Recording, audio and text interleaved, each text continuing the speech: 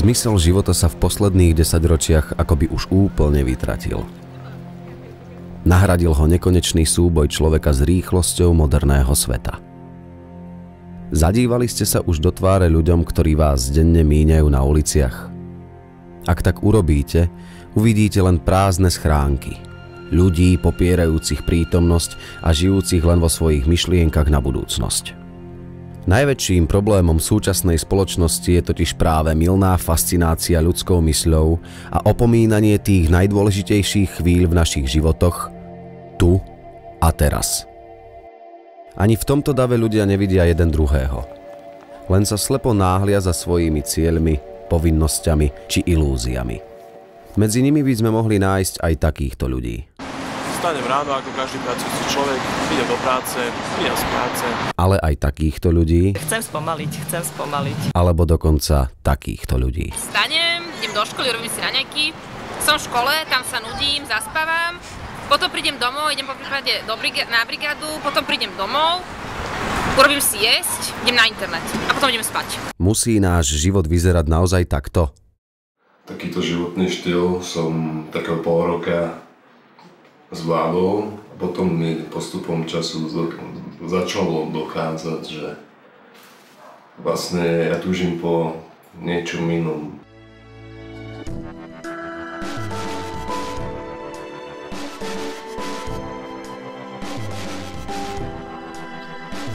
Keď sa ráno prebudím, tak vytiahnem rolety na svojich oknách.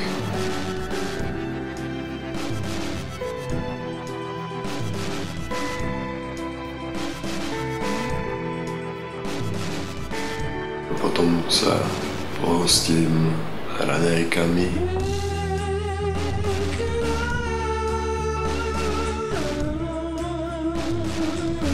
Počas dňa sa snažím robiť domáce práce, pomôcť rodičom, napríklad vysávaním.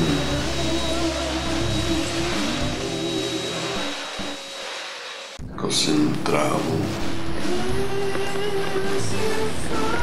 Umývaním kúpeľne.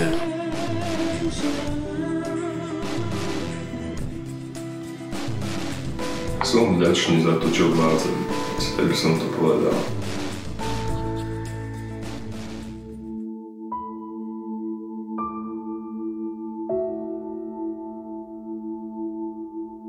Keď mi príde nevoľno, tak si idem na chvíľu oddychnúť.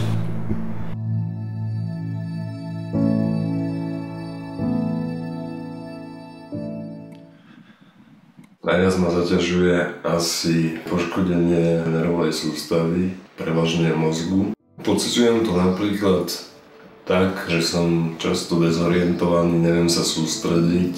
Tým pádom sa mi aj ťažšie rozpráva a ľudia sú častokrát z toho šokovaní v komunikácii. Alebo v MHD, napríklad keď cestujem, tak si musím čupnúť, keď stojím.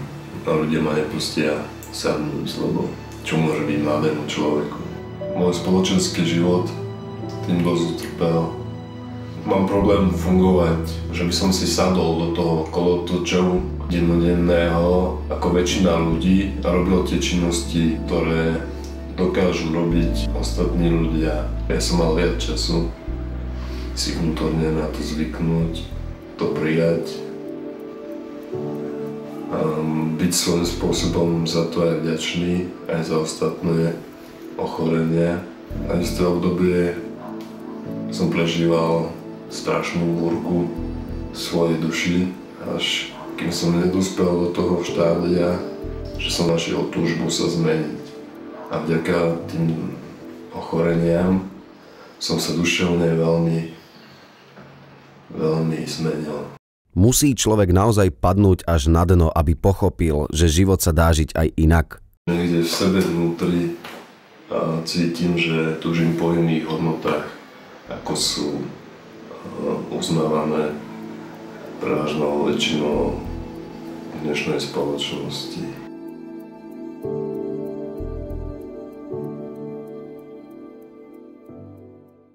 Hektický spôsob života je však len prejavom. Príčina leží hlbšie. Mnohí možno namietajú, že ísť si za svojím snom je predsa prirodzené. Áno je. Naše sny a ciele sú jedny z najsilnejších hnacích motorov človeka.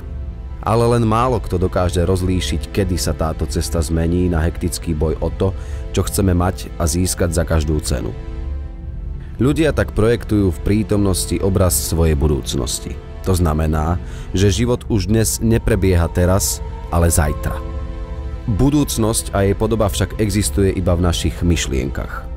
Prečo sa potom nedokážeme vyrovnať s prítomnosťou, ktorá nenaplnila nami vymyslené ciele a sme pripravení obviňovať všetkých okolo seba za niečo, čo sme nikdy nemali? Prečo už nedokážeme veriť, ale vieme len lipnúť? Prečo už nedokážeme byť vďační za to, čo máme, ale len plakať za tým, čo nám nevyšlo? Sen je len sen. Tak čo na tom, keď sa nesplní?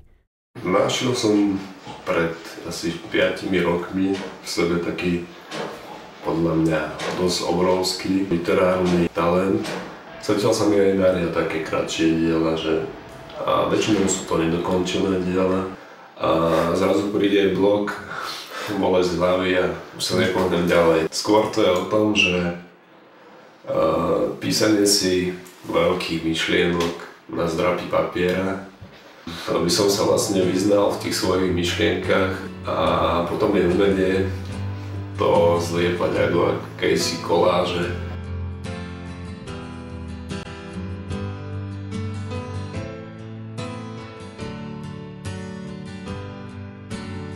Literárna cesta mi príde ľahšie zrealizovateľná vzhľadom na okolnosti a zdravotné problémy, ktorými vlastne mám sťažovaný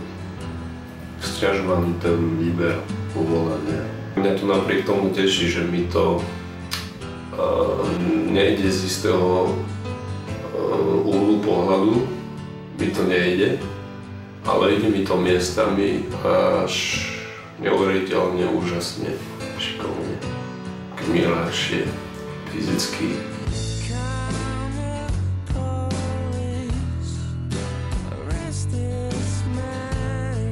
Samozrejme, že túžim pracovať na tom, čo ma naplňa radosťou. Keď sa mi to nepodarí, určite to tak nemalo byť. Držme sa svojich snov, no nehľadajme v nich šťastie, ani na nich nelipnime. Moje sny nepredstavujú pre mňa nepominuteľné šťastie.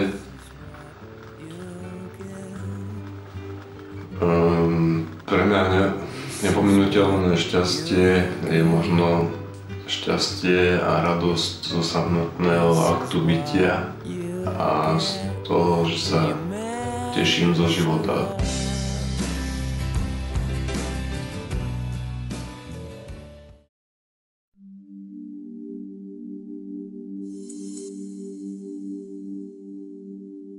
Šťastie je však v dnešných časoch už len prázdne slovo a jeho pravú podobu zažije len zlomok z nás. Pretože žijeme v zajatí materializmu reklamy.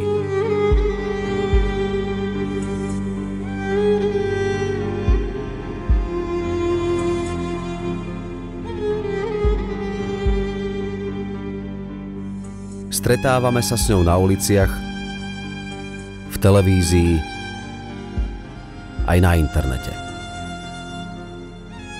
Možno ste už počuli tvrdenie, že reklama má psychologický účinok na človeka.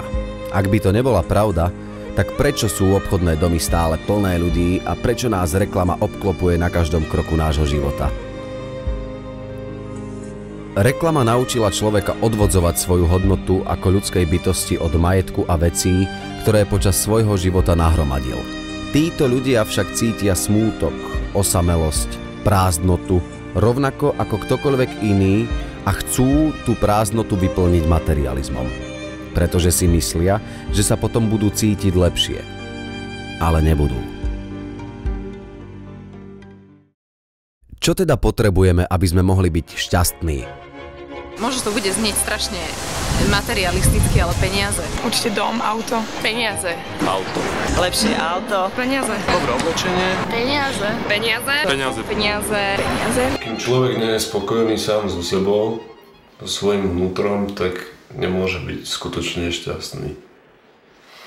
A ako náhle hľadá šťastie vo vonkajších veciach, ktoré sú pominuteľné, tak tým pádom sa stáva pominuteľným aj šťastie človeka. Možno z pohľadu druhých ľudí je to isté utrpenie mať takéto zdravotné ťažkosti, problémy.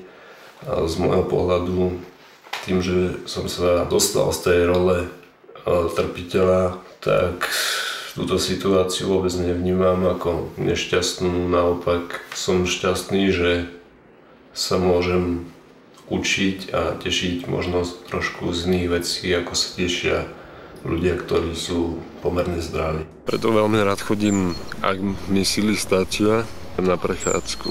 Pre mňa je to symbolom istého zdroja načerpania energie.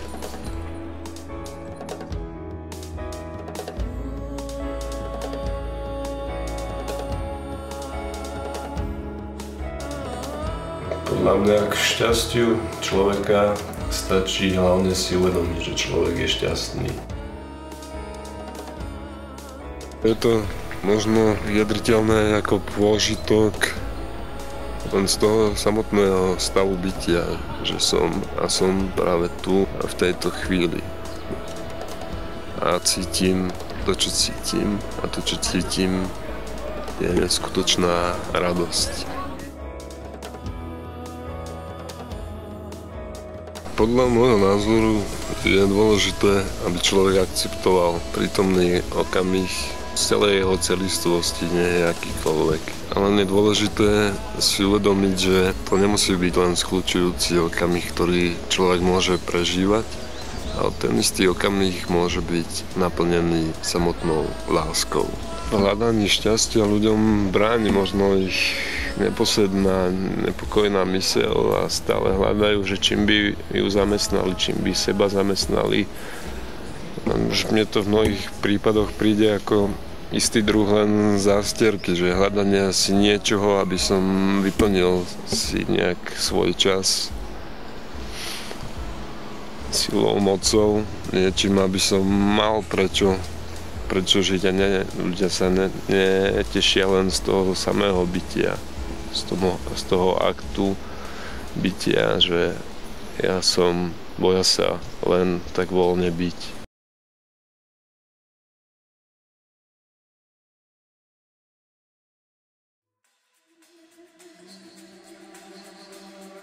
Ľudia chcú stlmiť pocit prázdnoty vlastnením materiálnych statkov a snívaním o budúcnosti, takže všetko smeruje k nutkaniu vidieť svoju závislosť v externom zdroji.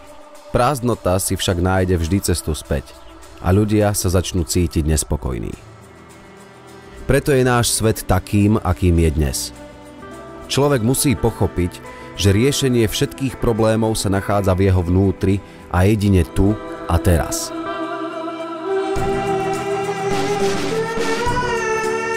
Musí sa naučiť prijímať prítomný okamih v celom jeho obsahu.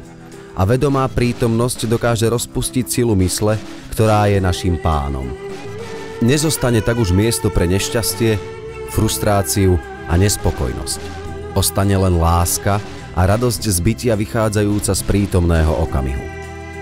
A človek bude konečne opäť slobodný. To je sila života.